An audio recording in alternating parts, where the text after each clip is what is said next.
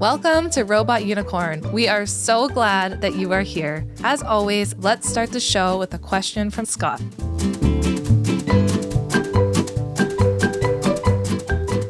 Hey, so this is going to be a little bit of a different episode.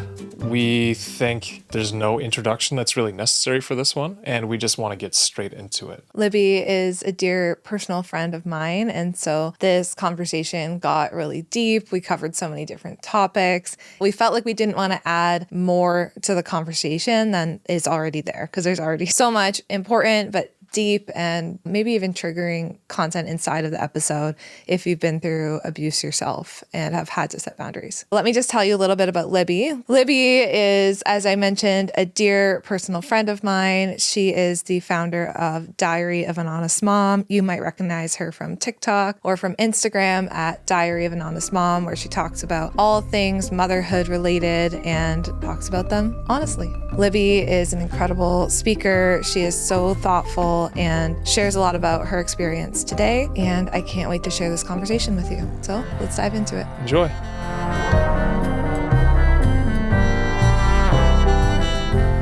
Libby, welcome to our Robot Unicorn. I'm so excited that you're here today. Thank you. I'm so excited to be here. This is my first in-person podcast that I've ever done. And I feel like I want to do them all like this now because it just feels homey and nice. There's something cozy about it, right? Yep. Yeah, when Scott and I were setting up for the podcast, we just had this idea of when we have guests in to take them in, we take you out for lunch after, just doing the whole day together. It just feels a lot more intimate. Is that an okay word to use? It's okay for you to use. Yeah, it's okay for me to use. Yeah, maybe not you. Yeah, no, it's good. And I'm so looking forward to this conversation. And it's so good to see your face. I feel like I'm so lucky that we live within an hour of each other. Mm-hmm. And it's been really great, like getting to know you. And it's so hard online because you can see people and think you know who they are, and they're not always the same person in person. And you very much are that. And it's great to be able to have this in-person time together. Yeah, same for you. And I know we've both had those experiences with other people online where it's like, oh, you think they're one way and then they're not. So it's just, there's something so nice about finding each other in this space. I was thinking about the first time we met in person. You remember this? I think, yes, I do. We went out for dinner with a group. Oh, that was the first time we met. Yeah, Wasn't I wasn't even thinking that. I was thinking a different first time. I was thinking, What were you thinking? yeah, you're right. That's actually a year before. I was even thinking, first time we met was out for dinner with a group. Yeah. And you had just kind of come on the social media scene, right? So I don't think we knew who each other was. I had no idea who you were. Yeah, I didn't know who you were either. But we got along. It was really nice. Yeah. And then I don't think we really talked much after that. I think I maybe followed you. Yep. And then a year and a bit, maybe later, because I was just pregnant with our third that day that we went out for dinner. I remember that because I was very nauseous when we were out for dinner together. And then when our third daughter was born, I think one of us had reached out to each other. I can't remember. And then we went out for lunch in Hamilton. Yes, we did. That's the time I was thinking about as our first meeting. Yeah, that was a fun time. That was fun. That was a good time. I remember our third daughter was literally an infant child. Like she was tiny. She was probably 6-7 weeks old, something like that. And we went out for lunch, and it was the first time I think I had actually gotten like formally dressed since having her. So I remember there was a piece of me that was excited. I'm like, oh, this is going to be nice. I'm a real person again. I'm a real person. But then driving there, I think she cried the whole way. And I was like, oh no, I'm meeting with this famous influencer. And my daughter is screaming and crying. And it was summer. It was hot. And I was just like, oh no, like this is not going to go well for me for sure. She's going to be like, who is this? But you were so lovely and kind, and we had the nicest discussion, and I'm pretty sure my boobs were out because I was breastfeeding. And it was just normal. It was just normal. Except for the server wasn't normal. The server... I don't remember exactly what it was, but I remember leaving being like, that was super awkward. Yeah. I feel like things get weird, and I am this mom, so I can own that, but I'm like the crunchy mom when I had the baby, or the boobs are just out. Like they're just there. And I feel like when you're at a restaurant and that's happening, I think servers forget that it's not normal for other people. For me, it's just very normal, It's normal for parents, but if the server was not a parent, then... Yeah, then it gets awkward. Yeah. And then people make awkward comments about your baby. And it was so hot that day. Like I was very hot. Using a cover. But we bonded over several different things. There's something about being a small town girl. Like Canadian, small town. I feel like I meet so many people in this industry and in the world who are from big cities, or they're American, or they're in the entertainment industry. And sometimes it's just like a different mindset. And so meeting someone who does something similar to what I do online, who's just a regular, like, small town girl mom who, like, whips her boob out at a restaurant is just very comforting for me. Yeah, I know. We found I know. I can't not be exactly who I am. And I feel like any person I've met online is like, oh, yeah, you're the exact same. But yeah, it was so nice. And I feel like that was the first day that our friendship truly started forming. Yeah. But since then, that was probably 2 years ago. Because I remember it was hot. It was summer. She was just a few weeks old. Yes, it was probably just 2 years ago. And since then, we've done a ton of things together. Yeah, it's been good. Especially, I would say, the last 6 months or so, we've seen each other a lot. It's been really nice. Yeah, I highly recommend anyone making friends with therapists. It works out well. It works out well for great conversation. Yeah. Or marrying one. Or marrying. Oh, okay, guys. Too far, too much. I think the thing about being a therapist and a friend that's nice, and this is the same kind of thing that I think I do on Nurtured First, is it opens up conversation because I can handle talking about harder things. Right, yeah.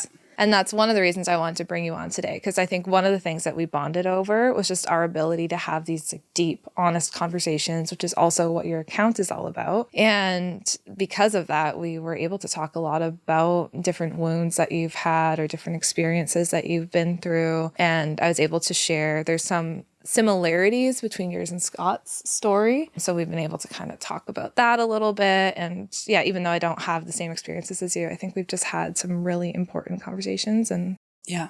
And there's something about being able to skip all the small talk that I usually cannot stand. It feels like such a waste of time. And when you're a mom and you're trying to make friends and you already have such a limited amount of time to connect with people, and you spend the whole time talking about the weather and all these surface level topics, I can find those conversations really draining. Yeah. And I don't know if it's an ADHD thing. I'm not sure what it is. I just don't love small talk. And so being able to connect with someone who's, let's talk about our trauma. Let's talk about our childhood. Oh, this thing happened with my kid today that reminded me of when I was 6 and then I cried about it. And it's just a normal conversation and not something that you need to, I don't know, make into a big thing. It's the only way we know how to talk. And I feel like that's why we bonded. And I think that's, Scott and I are like that too. We struggle with the small talk. Yeah. So one of the topics that we talk about often, and this isn't just about your story or Scott's story, but it is our communities. So your community is Diary of the Honest Mom. My community on Instagram and everywhere is Nurtured First. And our communities have this crossover where a lot of them are cycle breaking parents, right? They're trying to do things their own way. And even I feel like cycle breaking, like that's a big word. I think most parents are doing something a little differently than their parents. That doesn't mean it's an offensive thing to their parents. It's just part of being a parent and taking that on for yourself. Well, we've even talked about that too. I have that conversation with our oldest daughter right now regularly. How, I mean, you're the parenting expert, and I say that with in air quotes. Yeah, I don't love the phrase parenting expert, yeah. But I said to our oldest daughter that at some point she's going to potentially have kids of her own, and she'll probably want to do things differently than how we raised her too. It's just inevitable. No parent is perfect. It's going to happen. Yeah. I think for some of us, maybe you can relate to this too. We've been through things that are so very rarely are things black and white, but maybe our experiences as kids were pretty black and white. Like we know we're not going to do this the same way. That's wrong. Yeah, it's wrong. And I think a lot of people have difficulty because they're probably raised with parents who are amazing, but there are still certain things that they might need to do differently or break cycles over. Where I've said this to Jess a bunch of times recently that I think I was kind of lucky in that a little bit because I know for a fact that I want to do things differently. And you can openly speak about that because your childhood included abuse. Right. So it's pretty easy to say. It's a clear distinction. This is right and this is wrong, and we're not going to do this anymore. And I know when I first became a mom, I thought about trauma and about my childhood and about cycle breaking in more black and white terms, because so many of the people I was surrounded by had relatively normal upbringings. You know, they might have had some things I didn't like, but they're relatively normal, whereas my life was so starkly different and my experiences were so abnormal. And the abuse that I experienced was so different that I sort of felt well, I have trauma, you don't have trauma. I'm a cycle breaker, you're not a cycle breaker. And I've come to realize that literally every parent has things that they could or want to do differently, even if they had loving parents, even if they still have a relationship with their parents. There's things that we know now that we didn't know back then. There's things that you experience now that you realize, oh my goodness, like that was messed up in my childhood. Like I know for me, there was even certain things that I thought were just part of my story. Like I had no emotional reaction to it. And then when I became a mom and I looked at my own daughter, I all of a sudden was hit with this wave of, why was it so hard to love me in this way? Where like I never really thought of it that way before. And so I think in becoming a parent, you find these different things that you want to do differently that maybe you didn't notice before. And it's not always as black and white as traumatized, not traumatized, cycle breaker, not cycle breaker. Like there's things that we want to do differently. Yeah, for sure. You're talking about a moment when you were looking at your daughter, like, I don't want to do that. Was that kind of your first opening to, hey, maybe I don't want to parent in the way I was parented? Or was that something that was already in your mind? You were already thinking about it at that time? I knew before I ever even thought about conceiving that I was going to be a different parent, or I wanted to be a different type of parent than what I had. But I didn't really have a concept of what that would look like or feel like, or the multitude of little moments throughout my whole journey as a parent that would make me realize just how differently I wanted to do it. Or like there was things that hurt before I became a parent, but then when I became a parent, they became so much more obvious, and it gave me more of a drive to be different because it made me realize how much it affected me. Right. Yeah, definitely. Personally, I feel like for myself, of course, you're not lucky to be abused, but like I felt the same way. So knowing how I was raised, I didn't want to do the same thing. You don't really know what it's like to raise kids until you actually have them. So it kind of makes sense to me that you don't understand the full, I don't know, the brevity of what it takes to be a parent. And then from there, you start to realize, oh yeah, okay, well, it's more difficult than I thought, but here's one aspect I want to do things differently. And then another couple hours later, there's another thing. And it brings it all back to the surface. But I feel like, at least for me, I felt like it would have been more difficult if I received, let's say, half of what the abuse I received, or like half of the experiences I had, because maybe it wouldn't have been enough for me to like actually think, oh, I want to do this completely differently. Right. Well, and I think before I became a parent, I was more objective about it. Yeah. This is wrong. This is right. This shouldn't have happened. I'm not going to do it this way. And then when I became a mom, I was all of a sudden hit with all of the emotions that I never really had access to before. I'd never really allowed myself to feel the pain of not having the love in the way that a child deserves. And it hurt more. Very confusing. Yeah, it is very confusing. And it's almost like, wait a second, like, why have I not been able to feel this until now? Like, why am I being hit with it now, while at the same time having to show up as a parent every day? Like, I don't have time to grieve this now. Like, I don't have the energy or the money to go to therapy now. It would have been nice if I maybe started this healing journey a little bit before, and it's not as objective and black and white as it was. Do you think part of that is because like you didn't know how much you could love another being until you actually had your own child? So then like I felt that for me, all of a sudden we have our daughter, and I'm like, how is it even possible that someone could have done the things that were done to me to something as innocent as this? Yeah. And so immediately. Yeah. I think when I became a parent, I thought it would be this slow, gradual love that I would love, them immediately, but it would be slow and gradual, and it wouldn't go from you don't have a child, you do have a child, you would literally die for this person you've never met overnight, and then stopping and going, wait a second, all of those things that happened to me, like, why didn't that bother my mom? Right. Why didn't that break her heart? Why was she able to do those things to me and not ever take ownership for it? And then that really hurts, knowing how much you can love someone else and wondering why you didn't get that. And for me, I've had moments of like self-blame and self-shame of like, okay, well, if I can love my child this way and so easily, what is wrong with me that I couldn't be on the receiving end of that? And it's very confusing. I don't know if I ever felt that way personally, just because, I mean, I know from what I'm told, I was a very difficult child. I'm still highly sensitive to basically everything in life. Same. So you might understand that too. Yeah, you guys have some similarities there too. Yeah. But even with, like I would say, our middle daughter, she and I relate in that way. Maybe it's because I'm that way. I don't blame her for, like, yeah, I get annoyed sometimes. And of course, it's going to, let's say, I don't love using the word, but like it triggers me to feel annoyed or angry when she does certain things. But in the same sense, I can't blame her for feeling that way. That's just kind of the way she is to the world. And I mean, maybe they didn't have the information that we have now, but I still don't know that I necessarily give that as an excuse to them for not having a bit more patience. I'm thinking, Scott, just about something that you said. I just want to clarify it a little bit. Because you said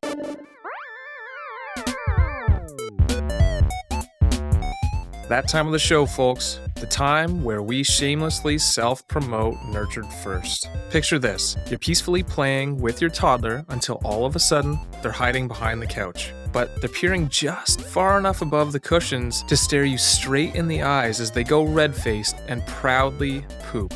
You've tried everything, letting them run around naked, promising them a toy pony if they used the potty, and even contemplated moving to a deserted island where diapers grow on trees. But nothing seems to work. Enter the Potty Toolkit by Nurtured First. This magical bundle of joy is designed to make potty training fun, easy, and, dare I say it, enjoyable for both you and your child. It's like having a team of potty training fairies at your beck and call, without the glitter and creepy wings. The Potty Toolkit is packed with over 40 pages of stories, activities, games, and worksheets that will get your child excited to use the potty. And the best part? It's all backed by decades of research and designed by a team of child therapists who know their stuff.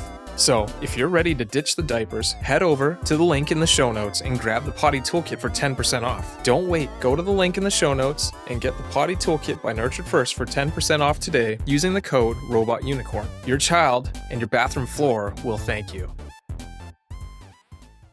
something about like, oh, it was easier because I was abused to know that this wasn't okay, that kind of thing. But I don't want anyone to think like it was an easy decision for you to set a boundary with your family or for you to go through that. Because maybe I should use the term simple. It was simple for me to understand that this was not right. Yeah. It was definitely not easy for me to have put in place the boundaries that I put in place. Like there were... Exactly, yeah. There was like 6 months of me crying nonstop.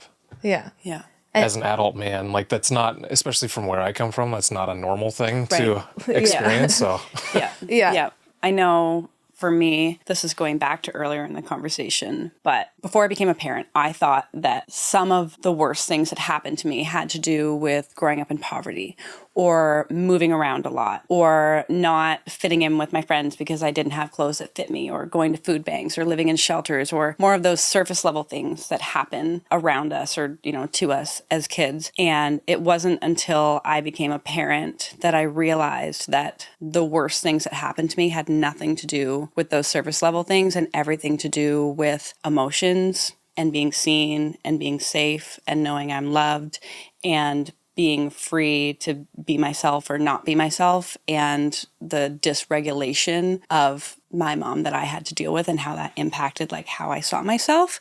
And so it's just really fascinating how we can think we want to do certain things differently and then realize, oh no, the thing I thought that hurt me the most, it wasn't that. It was something different. Yeah. Mm-hmm. So you say you grew up in poverty. Do you think that was a major contributor to the way that, say, your mom treated you? Or they kind of go hand in hand? I think that it's yes and no. Okay. Right? Like if you're a mom who's living under the poverty line and you don't have access to therapy or you don't have the same level of education as someone else or the ability to understand or process emotional regulation techniques, or you're not surrounded by other people who maybe are more regulated, it's so complicated because when you don't have enough money, there's all these different layers of your life that are impacted, from your social circles to what you have access to like the stresses that you have to endure if you can't feed your kids, right? So that's, I think, why I have such compassion for so many of the women and mothers in my community who feel stressed out and strung out and struggle with rage or dysregulation, where it's not as simple as just well, learn how to be different. It's like, well, I can't learn how to be different if I'm working 3 jobs. I can't even feed my kids. Yes, and I can't just like enact this script that you're giving me when I'm trying to cook dinner and I have 4 children and I'm a single mother. And so that has given me a level of compassion for my mom that maybe I didn't have before, where I've realized that, you know, living under the poverty line and struggling with those surface level things had a direct impact on her ability to regulate, along with her own childhood and her own trauma and all of those things. But it's like multi-layered, I would say. Okay. Yeah, I think that makes sense. Well, I even think, I mean, we are in real terms, like we have no issues financially. I mean, we don't own a house, so that helps us, but like the privilege helps the privilege you we have be able to regulate easier. Yeah. Sure. I think it's important to name that. But I even think when we are stressed, our kids feel it. Oh, yeah. And I feel like the reality is our stress levels are so much lower. Well, maybe they're the same, but they're over things that maybe, this is the wrong word, but like should be less stressful for us. I think what you're trying to say is like, no matter how stressed we are, the basic needs are still being met. Yeah. Like right? in general, was it Maslow's hierarchy of needs? Yeah, if your needs aren't being met, then how are you even able get to that to highest level access your ability to regulate? Yeah. And that doesn't excuse it necessarily at all. No. But. And if you're surrounded, this is a big thing that I think about, because when I was growing up, I didn't know anyone who had a university education. I didn't have anyone I could talk to about what kind of jobs that I might be able to get one day. There was nobody around us who was like this positive influence as children to model what it looked like to have a healthy conflict or a healthy conversation about a hard thing. And so that would have been the same for my mom, where if you're living in poverty and you're living around people who have a lot of issues and you don't have that model, then where are you supposed to learn those skills? Yeah. I think that makes sense. I think it makes a lot of sense. And that's so much what we talk about too, right? These early years of parenting, the important thing is teaching our children those skills through our own regulation, because that's how they learn to regulate themselves. But this is where the cycle breaking comes in. If we were never taught how to regulate our emotions, and then you're also being told by people like me, hey, you got to regulate your emotions with your toddler's tantrums. And people come to me like, well, how am I supposed to do that? I don't know how to regulate my emotions yet.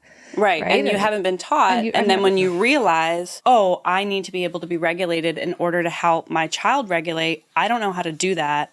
I don't have the time or energy to learn how to do that, but I know it's important. And now I feel guilty for not being able to do that. And I logically know in this scenario when my child is losing it that I need to be regulated, but the alarm bells inside of my body don't understand that and like don't know how to calm down. So what am I supposed to do in this moment? Totally. Yeah. Yep. And so then it just adds more pressure and more layers of guilt of, I want to be regulated. I know it's important to be regulated, but how the flip am I supposed to do that when I am going to be late for work if we don't leave and my child is on the floor rolling around, making me very angry inside? Scott's smiling. He's like, I get this. Yeah. This whole conversation. I can already, it's like the phantom feeling. I know I can feel what you're talking about already, just thinking about that with my own kids. Mm-hmm. For me, I feel like I am on fire. Like I feel like the house is burning down 100%. and I am on fire. And if I don't yell, so I've done some healing, but there was a time when I felt like if I don't yell and scare my children and shut this down, the house is going to burn down, proverbially. Like it feels like a fight or flight, a dangerous situation. I'm so dysregulated and I need whatever is happening to stop so that I feel safe. Yeah. But then when you are reactive and you do yell or you do the scary thing, then you're just contributing to them being more dysregulated. Yeah. And it's so hard to know in the moment, like, I don't need to yell right now. The house is not burning down, but your body isn't listening to you. Yeah. I mean, I'm on, and maybe you're doing the same thing, but I'm on this journey of trying to grow the connections in my brain again, like flex those. And I think that's going to be a lifelong journey for me. Because it's just, I don't know, from childhood, it's ingrained in you. Your brain is now grown in a certain way that you have to try and exercise it in order to make it not feel like it's practice. The world is on fire. It's practice. Yeah. And I have so many people in my community say to me, well, how do you do it? Like, what's the one thing? They want the one answer. Like, how do I stop myself from yelling? What do I do in the moment? And it's not a simple answer. I wish I knew. You know, Yeah. like it's not a simple answer. Like the first time, maybe I plugged my ears and like walked away really angrily.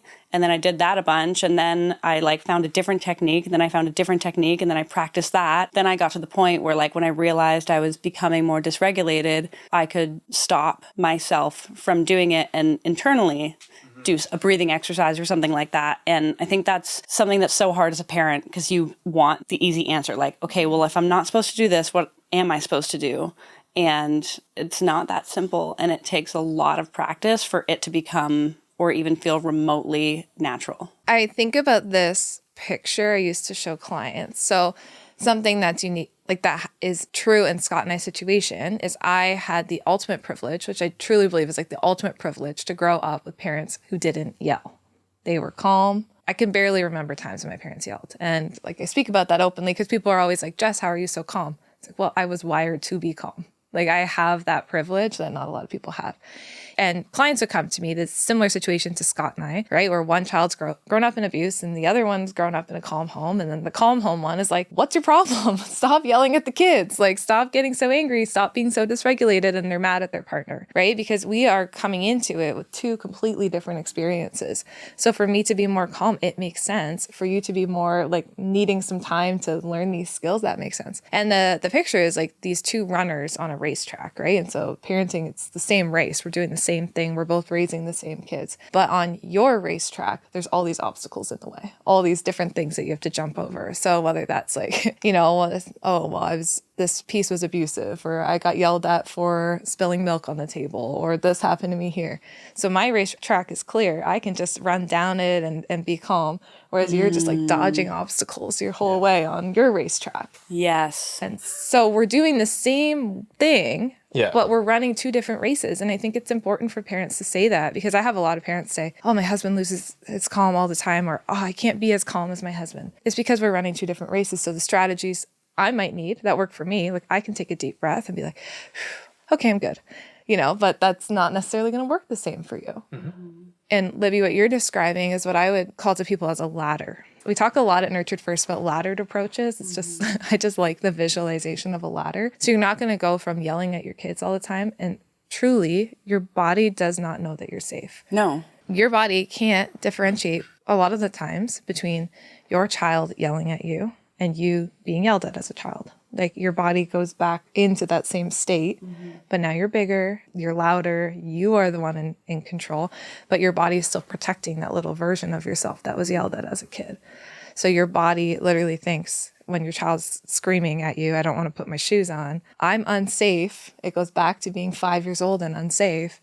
I got to protect myself. How am I going to protect myself? Well, it's either fight back, aka you're going to yell at your 5-year-old, freeze, you're just going to stand there and just be completely stuck, or flight, like you're just going to be like, I can't deal with this, and just walk away.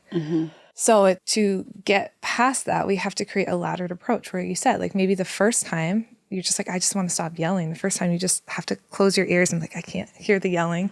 And that's a step towards not yelling. And then you slowly work your way up to the point where you're calm. But it's okay to know that you might not get there right away. And I think sometimes the awareness that dysregulation impacts our kids so negatively can almost make you more dysregulated. Because before you're kind of in this understanding of how I'm acting is really, really impacting my child and could impact them for the rest of their life. You might not want to yell, but you kind of do, and you kind of move past it. But then when you know how hurtful it is, like to their development, then you are all of a sudden like, oh my gosh, I'm not supposed to yell. And you have like that like knowledge and that like pressure of like, don't yell, don't yell, don't yell, which is just like another voice and like another thing on the racetrack. Another obstacle. It's another obstacle of like, oh, I know this now, but like, what do I do?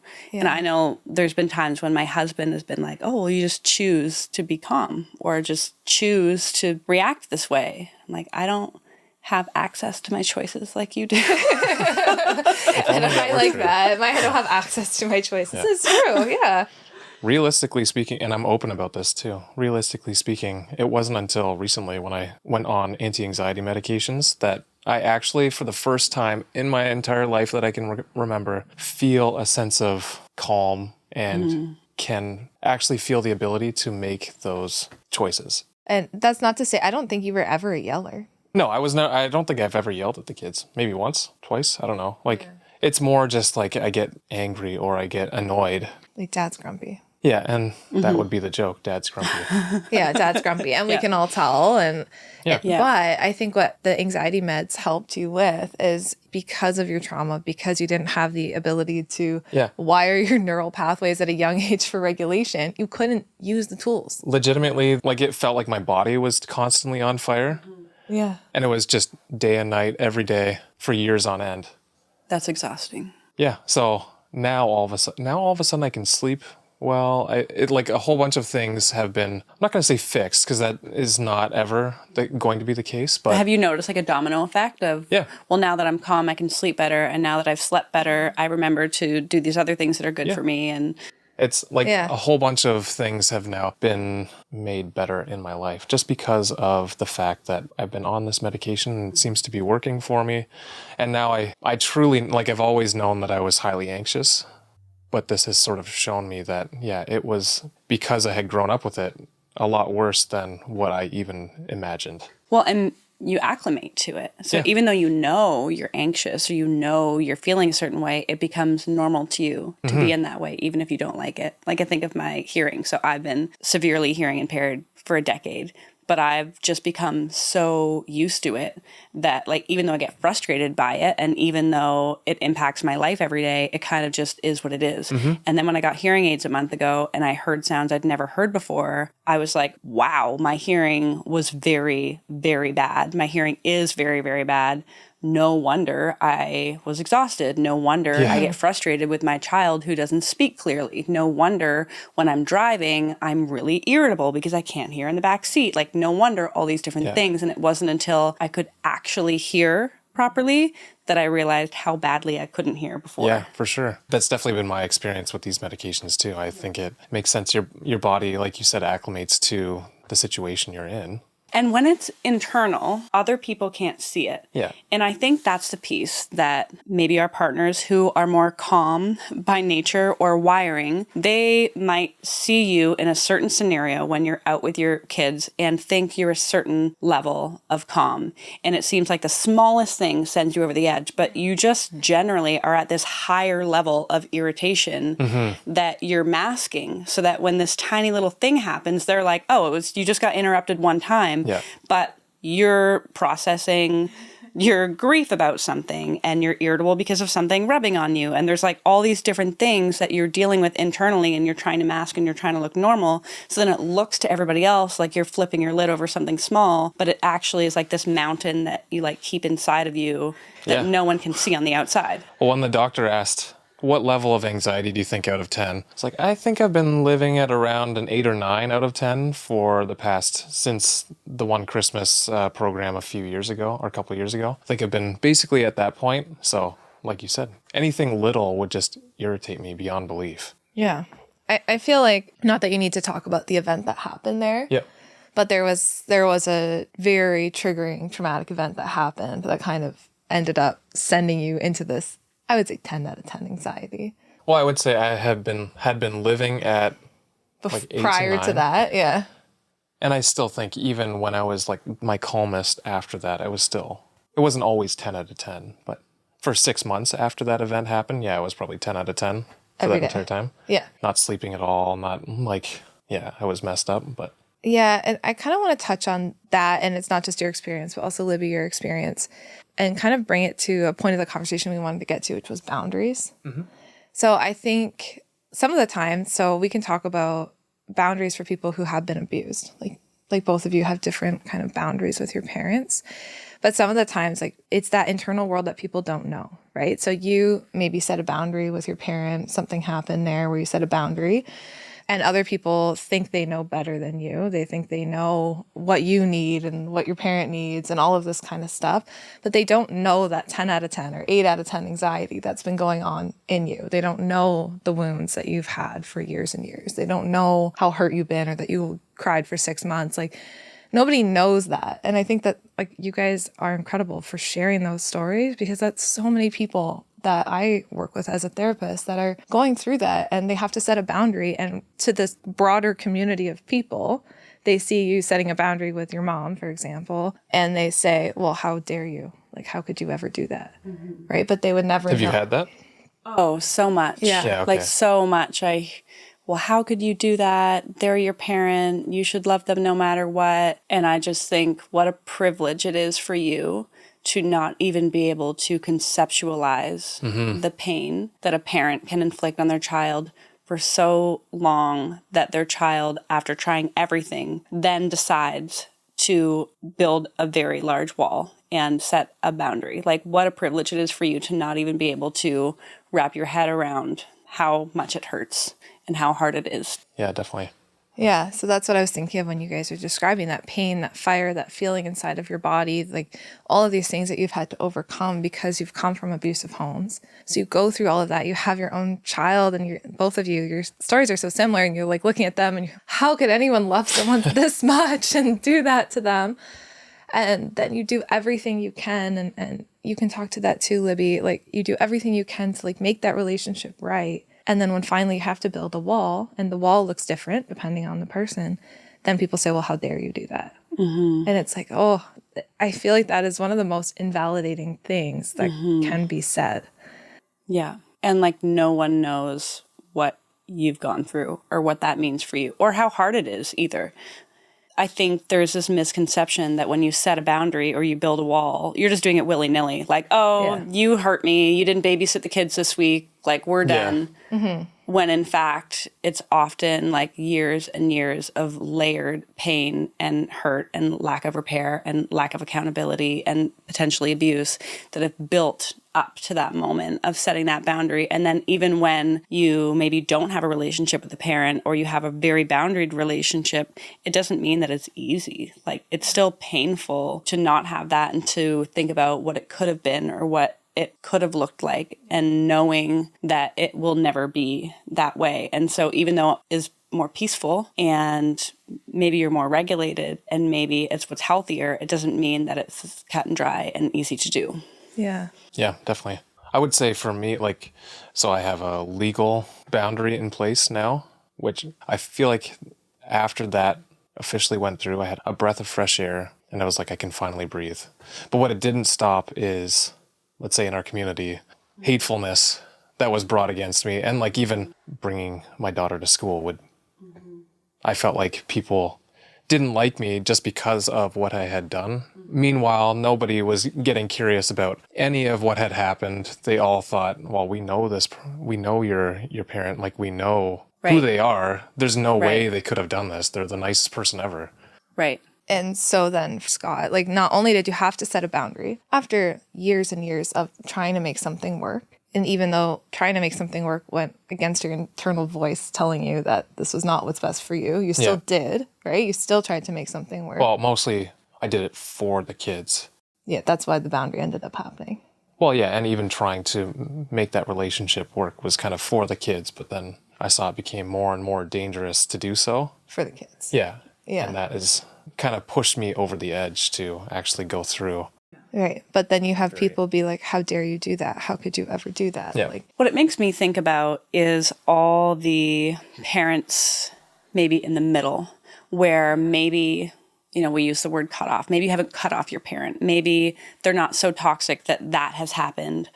Or maybe it isn't a situation where there's abuse or danger, but that you're setting a boundary to protect yourself, to keep your kids safe, to protect like your emotional health. And there's this domino effect on everybody else in your life where they don't understand. So maybe your relationship and your boundary with your parent is to do with a Christmas get-togethers or get-togethers in general. And you don't want to go if it's going to be at their house because XYZ happens, and you set the boundary that you are not going to go to their house for this social occasion. Not only do you have to deal with how that impacts your relationship with that parent, but then you maybe have to deal with your siblings or aunts and uncles or the other people that are potentially involved. Or maybe it's a different kind of boundary where it's maybe not as extreme. Maybe it has to do with, well, we have a relationship with my parent, but they can't babysit. And then you have to deal with the judgments of people like, how dare you not give your parent the ability to babysit or spend one-on-one time with your child? And it just adds that extra layer. It just puts another thing on your racetrack to have to deal with, of like, I not only have to do this hard thing, I've not only been through all these hard things, I not only have to deal with the reaction of the person I'm setting the boundary with, but now I have to deal with the judgment of everybody else. And for me, for a long time, I let the judgments of other people determine what I did.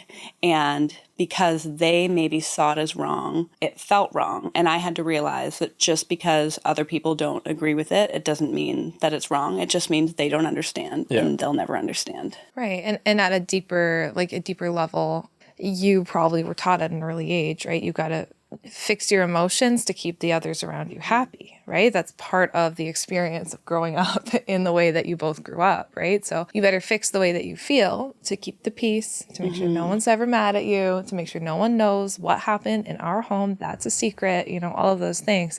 No matter what the level of boundary is that you're setting, when someone starts to set a boundary and be the first person in the family to do something different, like that actually unsettles the entire family dynamic that's now been going on. And now you're the black sheep in the family.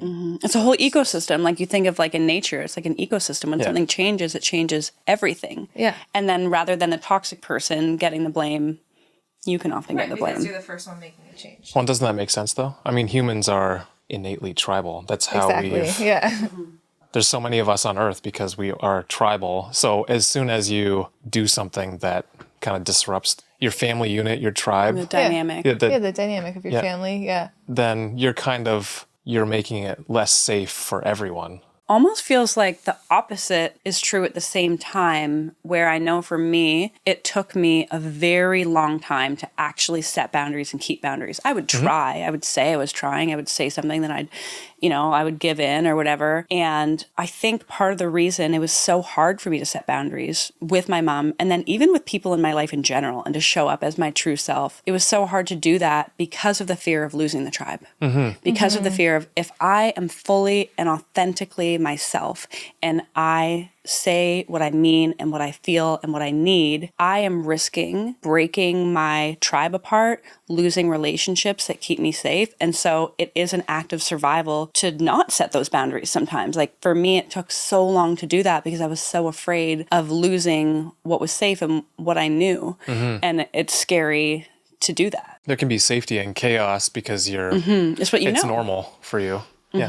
And if you set a boundary with someone and that fractures that relationship, you have to be okay with it potentially fracturing other relationships. And I mean, I've shared with Jess privately that I have felt my word for the last couple of years has been untethered because I know who I am and I like who I am more than I ever have in my life. I feel like the most authentic version of myself. And at the same time, it has changed so many of my relationships, how I relate to my community, where I fit in, to where I feel like I don't quite fully know who my people are anymore or where is a safe group for me to belong, because I know exactly who I am, but I've spent a whole lifetime building relationships with people who thought they knew who I was because I was masking and pretending to be who I thought they needed me to be. Right. And it really like messes with you. Like it legitimately does change the ecosystem, and that's a whole other hard thing. Yeah.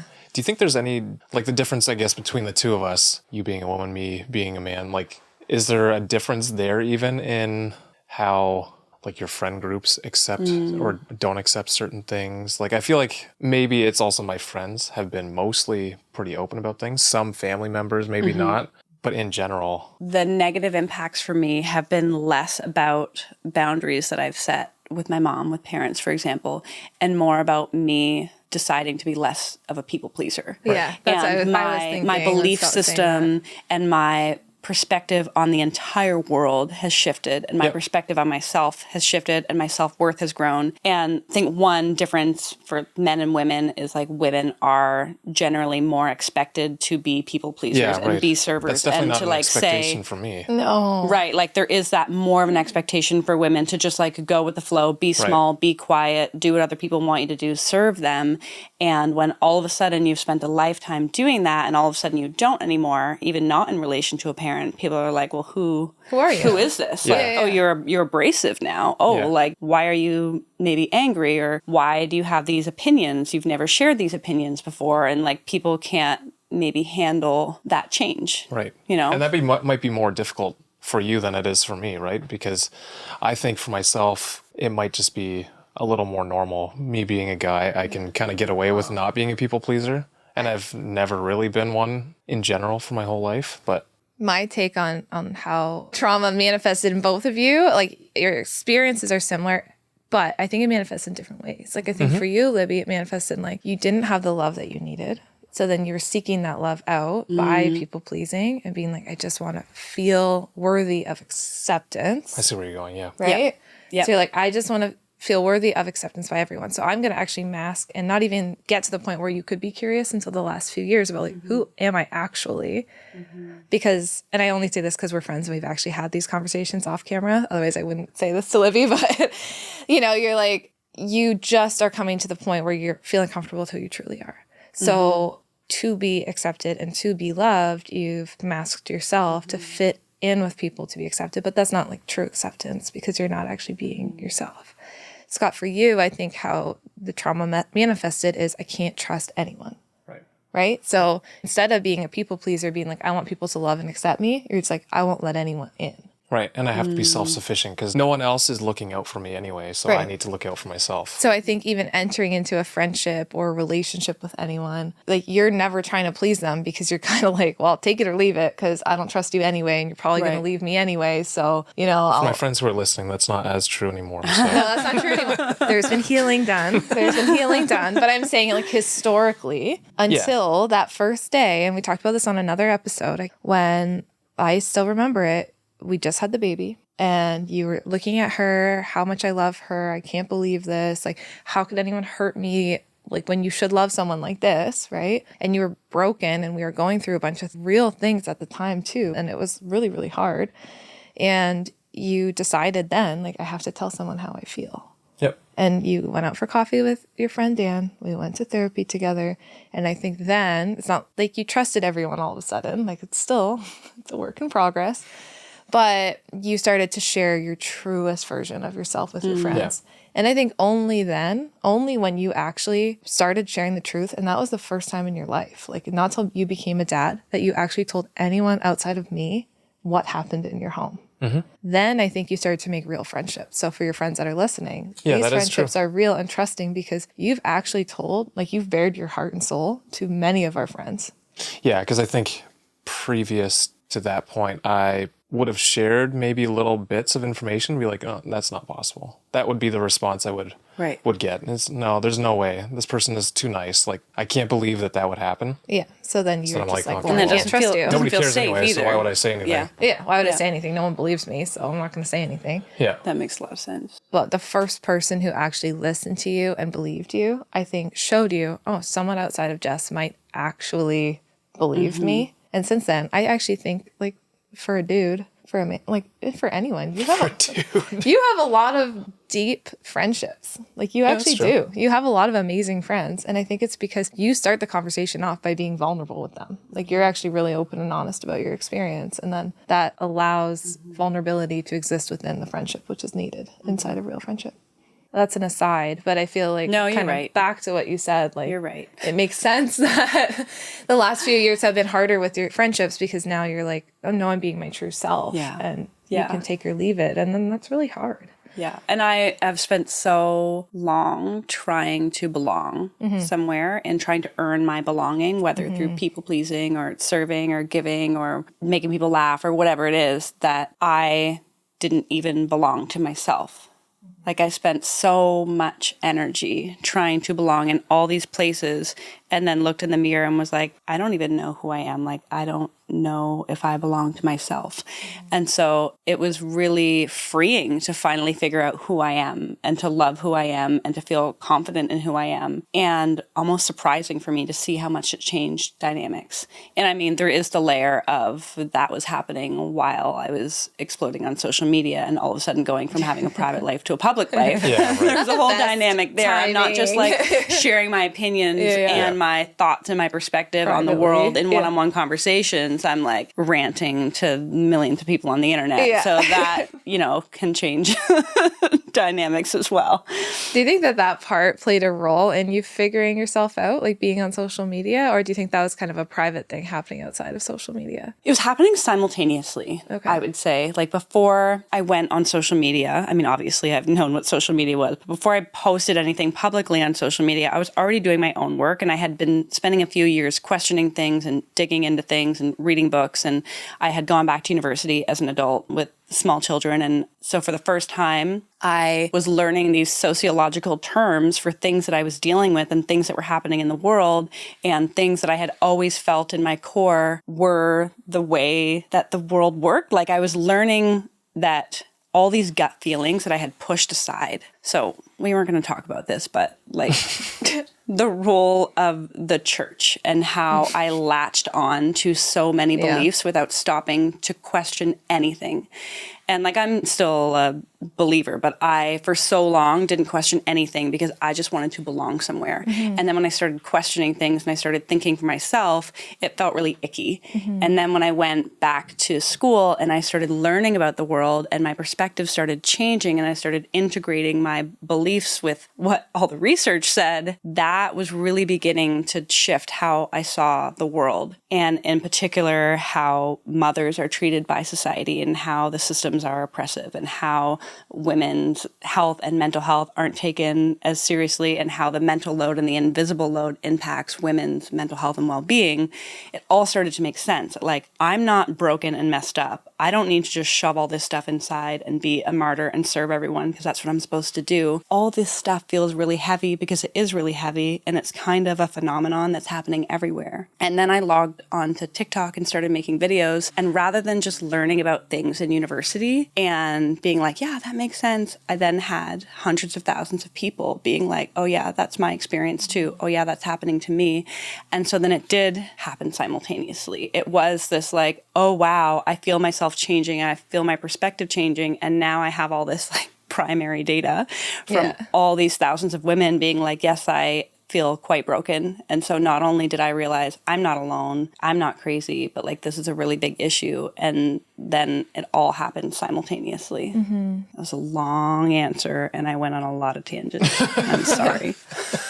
It was good. I think it was great. I think it is true. It's all the things, right?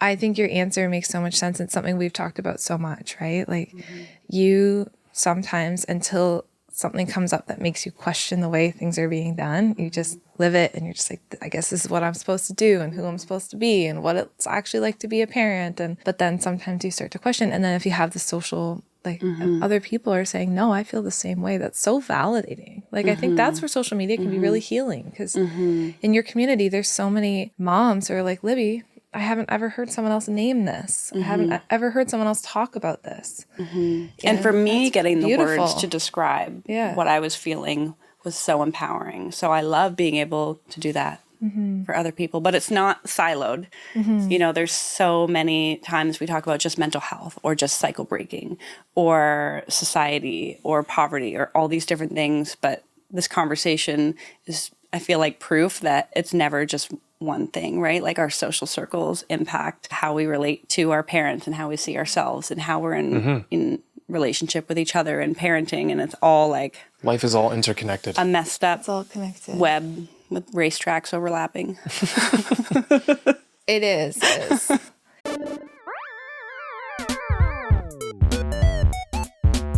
And now, the part of the show that you usually skip. But wait, don't touch that dial just yet, because today's sponsor might just change your life, or at least your bathroom habits. Let's talk about the potty toolkit from, yep, you guessed it, Nurtured First. Picture this. You're a parent staring into your toddler's eyes as they proudly poop in the corner. You've tried everything, letting them run around naked, promising them a toy pony if they use the potty, and even contemplating moving to a deserted island where diapers grow on trees. But nothing seems to work.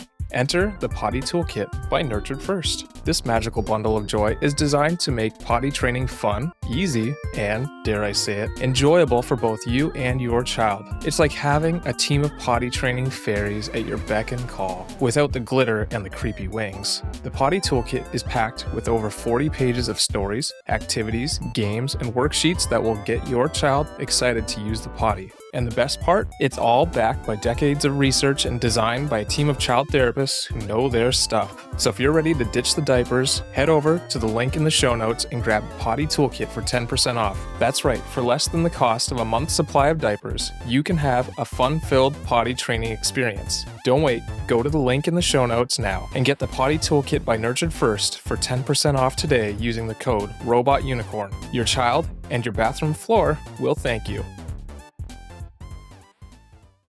I wanted to bring back to 2 points. So first, I just had wanted to say this earlier, but I think something that really helped me when you were going through your journey of setting boundaries and stuff like that is like no child ever wants to have to set a boundary with their parent. That means that they're not in their life, or that means that they're not in their life very often, right? Like every child, even if you're an adult, you're still a child of your parent, wants to, in their deepest core, be in good relationship with their parent. Yeah, definitely. So if someone is setting that boundary, like just for anyone listening who's like, oh, I can't understand ever setting a boundary with my parent, like, A, that's such a privilege. And I can understand that because I have a good relationship with my parents. And just know that if someone in your life is setting that boundary, whether, you know, it's like you, Libby, where there's a wall and sometimes there's still communication, or it's like you, Scott, and it's legal, like no child seeks to do that for no reason. So if someone in your life is doing that, maybe know that they've been through so many hard things to get to that point, and be curious with them instead. And know that if you come across as judgmental and they end up kind of also putting up a boundary with you, it's because you're not being a safe person to them, if that's how you come across. So that's one of the first things that I wanted to say. I just thought that was really important to name.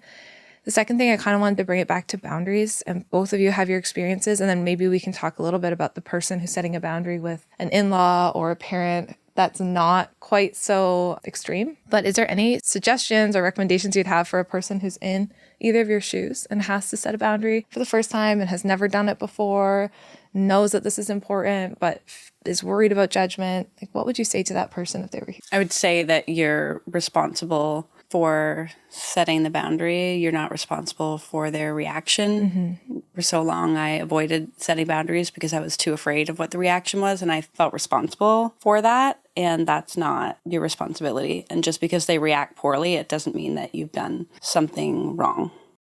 I would say the biggest thing that got me through all of it was focusing on the fact that I'm doing this to protect my children from an unsafe person. And I think that's the only way I was able to get through that whole process, because it was very difficult and I probably would not have done it otherwise. But it was specifically, I had my children in mind and my main focus, and that's the only thing that I think that got me through, was knowing that at the end of this, there's a protection set in place and they don't have to deal with anything that I had to deal with.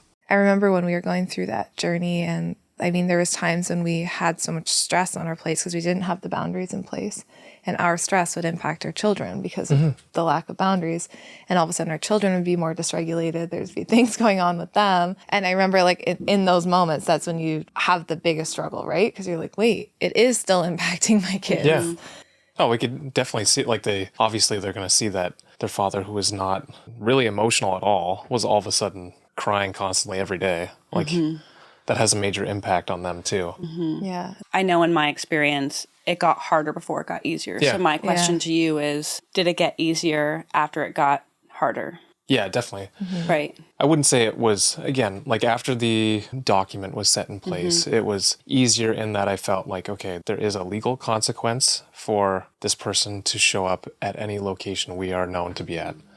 So there's a consequence to that. And to me, it seemed very unlikely that they would risk accepting that consequence. So it definitely, I will say, it was infinitely easier than what it was. It was still not easy. Right. I think for me, for so long, I didn't set boundaries because I felt unsafe in my body when they reacted poorly. And I wanted to avoid that feeling. And so I avoided it for so long. And I'm so grateful now that I've was able to push through like the icky feeling of I've disappointed them, they're unhappy, it's going to affect them in all these ways. Like I was able to push through that to now, obviously I have moments and days where I'm really sad and griefy and it's hard, but I'm really grateful that I pushed through that really, really uncomfortable, painful first few days, few months of like, this feels like my entire world is imploding and I want to give up on the boundary so I can stop feeling this way. And so I just would want to encourage anyone who's listening that if you are setting a boundary, you're setting it for a reason. And the really, really hard parts that come right afterwards, they will eventually dissipate. Because I am like, as an ADHD person, when I have a feeling, it feels like it's literally going to last forever. Like I can't even imagine it not feeling that way. And so I would just want to say to anyone, like if you feel like deep, deep discomfort with a boundary, like push through it because there's peace on the other side. I would agree with that. Yeah, I think that's so true. One of the visualizations that I would teach to my clients would be when we're setting a boundary, whether it's a big boundary, like a legal boundary or a wall, like you described, Libby, or a little boundary, like, hey, you know what? We're not going to be able to come for Christmas this year because we're prioritizing staying home with our family. We don't want to do the travel. Like there's little boundaries too. And those sometimes feel very hard to set as well because you know on the other end of that little boundary is disappointment from your parent. And that brings us back to like, again, that fundamental need of all children, no matter how old you are, want to be in right relationship with your parent. And you are not wrong or bad for having that feeling. And sometimes we need to sit in the discomfort of that feeling that my parent's not okay with me right now and I'm still okay. I'm going to be safe. So what I would imagine clients doing, and maybe this sounds woo-woo to some people, would be literally picture. So if there's an emotion coming back from your parent, right? So you say, you know what, Mom, I'm sorry, we can't make it home this year for Christmas. It's too much travel. It's too much on the kids. We just want to be here with our family. You can feel free to come visit us if that works for you, but we're not going to make the travel down this year. And your mom comes back like, how dare you? Every year we all come, every single Christmas, everyone's here. You just imagine those words coming and almost putting up like a shield, right? Like almost imagine a shield coming and being like, I'm going to protect myself from this. Those are her words, her emotions. I'm going to hand them back to her. And so I would have clients literally imagine like giving that emotion back to that person. That's not yours to take on, right? That's their feeling. And so many of us from an early age have been trained to take on everybody's feelings so that we can people please. And, that comes for many different reasons, but trying to visualize giving it back. And then at the same time, looking at your own family and deciding what outcome do I want for my kids? And so whether that's an outcome like, I don't want my kids to be in this trauma abuse where I have a toxic parent who's, being awful to me. And now I'm stressed every single day in my home and I can't parent my kids. Or if it's something as simple as like, I want my kids to have the opportunity to rest and to play. And I can't do a busy weekend every single weekend. Like it's too much. I can't visit my in-laws every single weekend.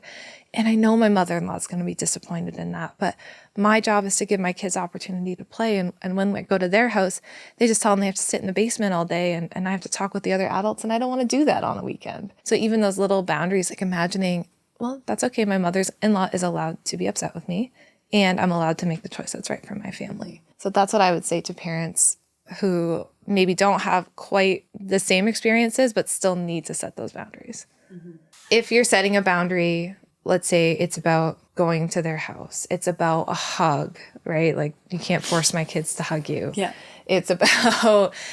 Don't force them to sit at the table and finish every bite. Yeah, finishing the food at the table, right? Like those little things. The reason why your parent or your in-law is so triggered is that is what they've probably done, what they think is right. So you challenging them feels like a personal attack against them. I do believe we can set boundaries with love, with respect for the other person. Like I even love the way both of you talk about your parents. You're not bashing them in any way, shape, or form in this episode, right? Like there can be a respect, a care for them. I want what's best for them. And my job is to protect my kids. So whether that's I'm not going to let you force my child to eat every bite of food. And it's okay if you're upset with that. They're my child. Like, this is my choice. So I just want to empower parents that they can make decisions to advocate for their kids. And when your kids see that, they learn to advocate for themselves too. And that's going to protect them from all this people pleasing that we've been talking about throughout this episode. And you don't have to explain your boundary. I, for years, felt like I had to justify and explain my boundary to the person I was setting it with, to everybody else. And sometimes, depending on your relationship, you can set a boundary and tell them why. But you learn pretty quickly who the people are that like don't need an explanation. And sometimes you can just say, in our house, we don't force our kids to finish their plate, so we're not going to do that here. You don't need to give them all the research and send them 14 Instagram posts and make them read a book or tell them why. You can just say that's the boundary and not explain it, even if it feels deeply uncomfortable. For you not to over-explain it. Like to say, yeah, you know what, we leave family things at 6:30. That way my kids can get to bed by 7:30. You don't need to over-explain that and like say, and here's all the research on why a 7:30 p.m. bedtime is best for kids. Like, no, you're just allowed to make that choice. You're the parent. You're in charge. When you were talking about setting a boundary with your mom and saying, we're not going to come to Christmas, and the mom getting really upset about it, it made me think about a mother and a child and how it's the exact same thing. How, you know, if you're setting a boundary with your mom and your mom loses her mind, she's doing that in an attempt to get you maybe to change your mind. I think about like being at the front door and trying to get the kids out the door for school, and they're having big emotions. We so easily, well, like some of us, want to immediately react and like get angry or scare them or like do the big thing that is going to make them do what we want them to do. And stopping yourself and realizing that just because that's something you want to do and just because it might be a shortcut to getting what you want doesn't mean that it's the right thing to do. And actually that's what fractures the relationship. Because when you set a boundary with your mom about Christmas and she yells at you, that fractures the relationship. Just like when we scream at our children, even if they do what we want them to do, it fractures the relationship. Yeah. And that's, for me, what I've realized is the most important of all of it is the relationship, not the getting people to do what you want them to do just because it feels unsafe or like an attack or... Yeah, because imagine, like, along that note, imagine you call your mom. You live 3 hours away, right? You know what? We just can't come home for Christmas this year because it's just too much. The kids are too little. It's not going to work. And instead of yelling, the mom goes, oh, okay, like, help me understand what's not working. And then the kid goes, well, you know, it's just a lot with their nap schedules and all that kind of stuff. And the mom says, you know what? I totally understand that. Christmas is really busy. Why don't we come up a different weekend? We'll do something special together. And the child goes, oh, that sounds great. Like that response, now we're bringing in closeness. And the next time, that adult child is going to feel like, I can tell my mom how I feel, and we can have a discussion about it, and we can still be in right relationship. And it's the same thing with the shoes or whatever we're yelling at our kids about, right? It's like, hey, like, I want you to put on your shoes. No, I'm not going to put on my shoes. This happened this morning. Like literally happened this morning to us. No, I'm not going to put on my shoes. And your instinct is to yell, right? Control. Inside you go, oh, help me understand. Like, what is it about your shoes that you don't like? Well, I don't have socks on. Oh, okay, well, maybe we could get socks together. Do you want my help with that? Yeah, I do. Go get the socks. Okay, let's find a pair of shoes that's comfy. And now we've worked together in a strong relationship, right? Like, or the other one this morning. Had to get the dish brush out and clean off the bottom of her inside shoes because they were too dirty. Indoor shoes. Oh, yes, yeah. yes. I have one like that as well. Yeah. I've had moments where I had the time and capacity and regulating ability to stop and do that. It's so much more now. And there's been a few moments where I've stopped and my kid has explained, you know, why something is so hard for them. And I've seen the logic in it. And I've seen the like, oh, well, no wonder they're feeling this way, and almost immediately been hit with waves of like sadness and grief over all the times that I wasn't able to do that, or all the times I was like, no, we just need to go, or whatever it was, and thinking about how that, you know, may have made them feel. And it's just like simultaneous, like, I'm so proud that I'm able to do this now, and that must have been really hard for them, you know? Mm-hmm. I think there's something beautiful in that there's always time for repair. So even if there's damage that's been done, and I say this, if there is a parent listening who has a complicated relationship with their adult child, even then, there is still time for repair.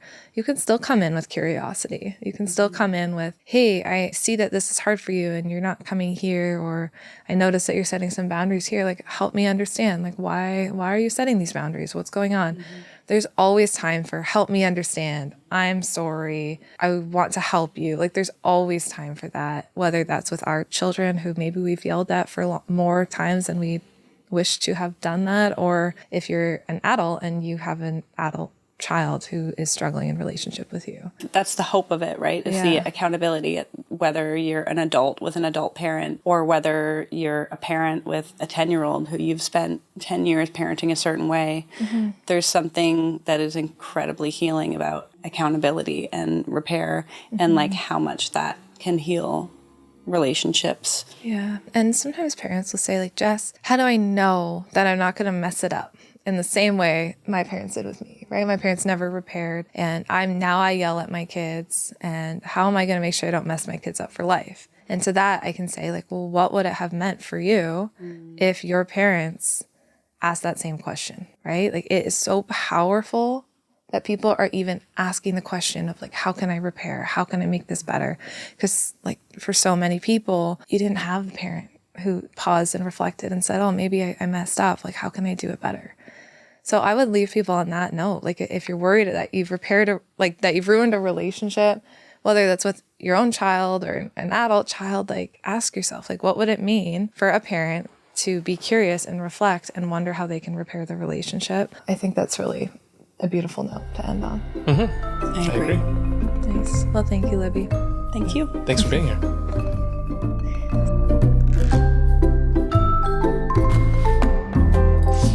Let's head over to coffee time, where Scott and I share some of our reflections from this amazing conversation.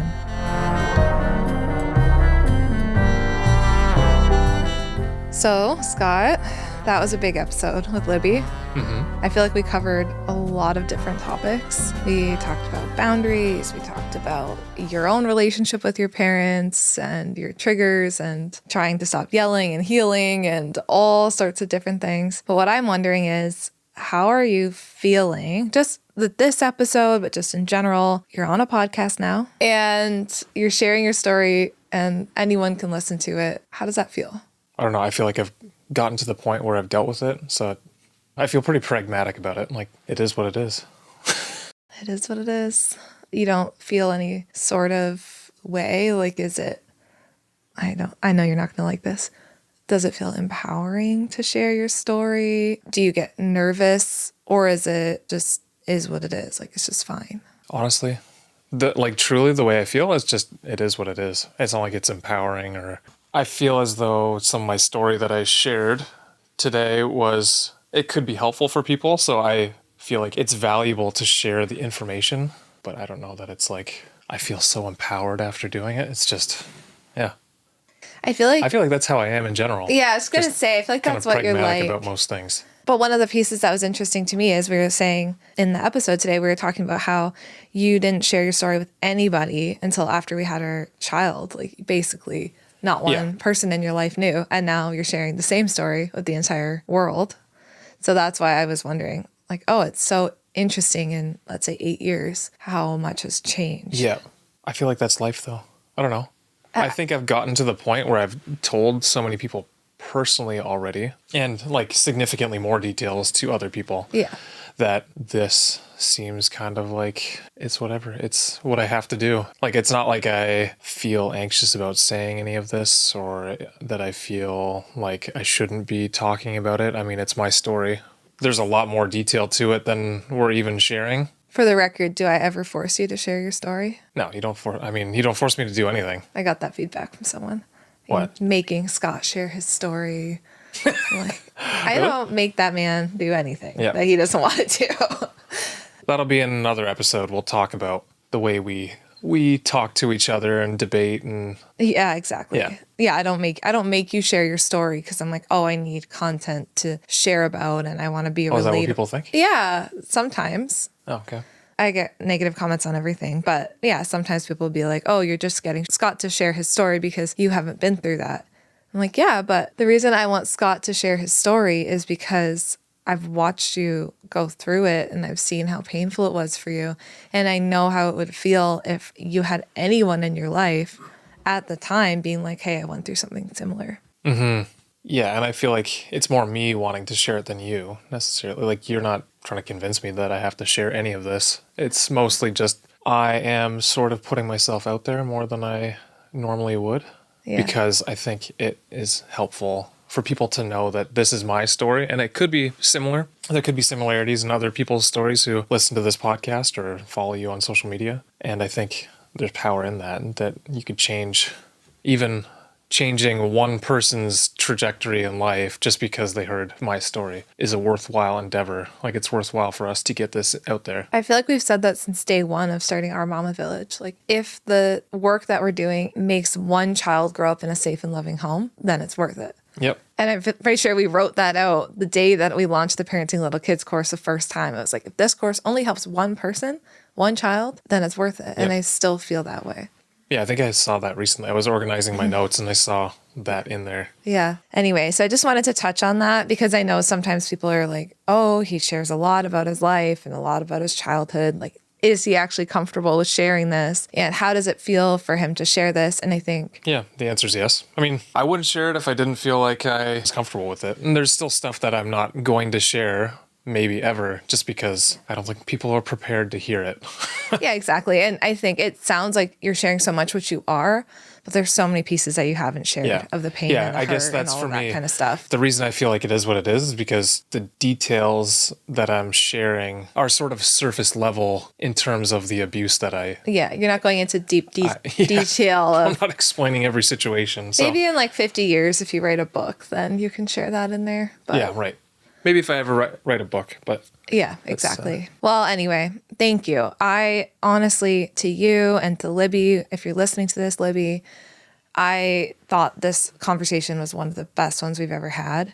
You and her are both so open and honest, and I feel like I get along with Libby because she's very similar to you in so many ways. Honestly, I could see how the two of us relate, and it was kind of fun. Maybe that's not the right word, but like interesting to have that conversation with her and be able to, again, we have some similarities in our stories. So yeah. And I love when we have friends on the podcast because it just feels so natural and easy. And the conversation with her was what's funny is you say a friend. I had met her once before, very briefly. Oh, yeah. But you guys were like instant friends. I feel like you got along so well. Yeah. Anyway, thank you all for listening. I know this episode had a lot in it, and I'd really love to hear from you. So if there's anything that stood out to you about this episode, just send me a DM on Nurtured First, or you can send us an email. We'd love to hear what stood out. If you want to have Libby back on, I bet you I could get her on for another episode. But you pretty sure we could. Let us know what you'd want us to talk about more in depth the next time. And that's it from us. I hope you really found this episode valuable. All right, we'll talk soon. We'll talk again soon. Bye. Hey friends, thank you so much for listening to today's episode. We are glad that you are here. If you enjoyed today's episode and found it interesting, we'd really appreciate it if you'd leave a rating and a review. Scott and I actually sit down together and read them all. A 5-star rating helps us share our podcast and get these important messages out there. Thank you so much for listening, and we can't wait to talk to you again next time.